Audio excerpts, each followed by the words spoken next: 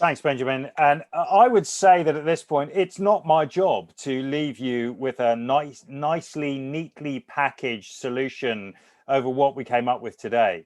What was presented here, what the students aim to present to you was a view of the future which didn't hinge around success or victory.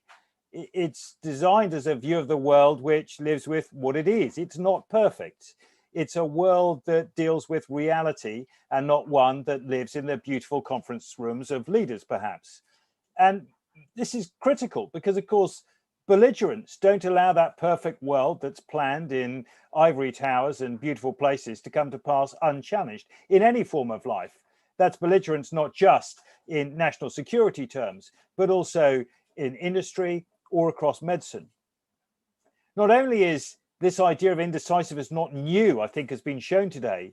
It's a problem we've lived with in many forms, whether as ambiguity or uncertainty, or in other words, a position of precarious balance or unstable equilibrium. Today, we might call it non-peace or the unwar, but I remember Rob Johnson using these phrases maybe 5 years ago or more.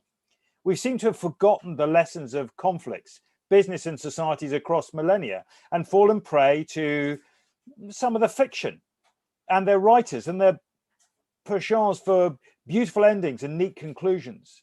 A reminder today of the limits of such narratives, I think, has been clear. We need to resist some of the presumptions that stem from our romantic relationship with storytelling. The modern ideas of speed, pace, scale, and superiority are the heart of all popular notions of success and victory for the contemporary era. But those living with conflict and in a conflicted world would, I offer, disagree. Indeed, to them, and expressed so eloquently by Beatrice Heuser right at the start of today, the Spartans at Thermopylae have an enduring set of lessons that they can relate to.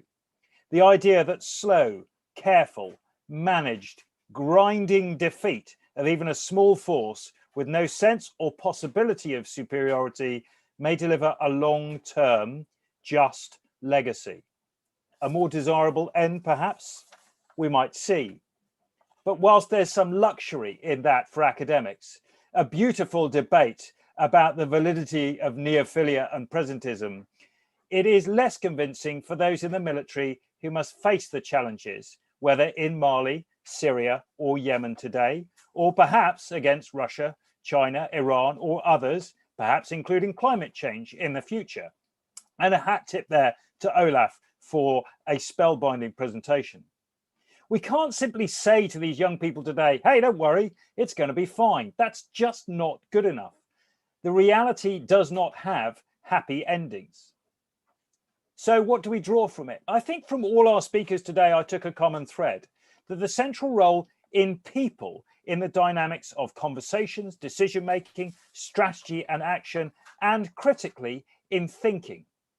It was really enlightening that the final panel of the day ended up with such a great ending on education as a fundamental element.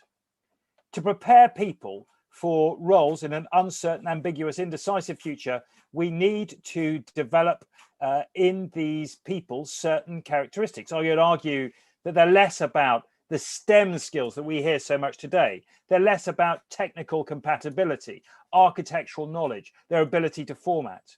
Rather, this is about the need for people who can comprehend chaos, to thrive in cataclysmic and radical changing environments, to be optimized for unthinkable circumstances, to be unshatterable, or as Nassim Taleb calls them, anti-fragile. I leave you with that thought, but I want to say that RUSI is extremely pleased and continues to be extremely pleased about our linkage of École de Guerre, an academy that breaks with the orthodoxy of many PME institutions around the world.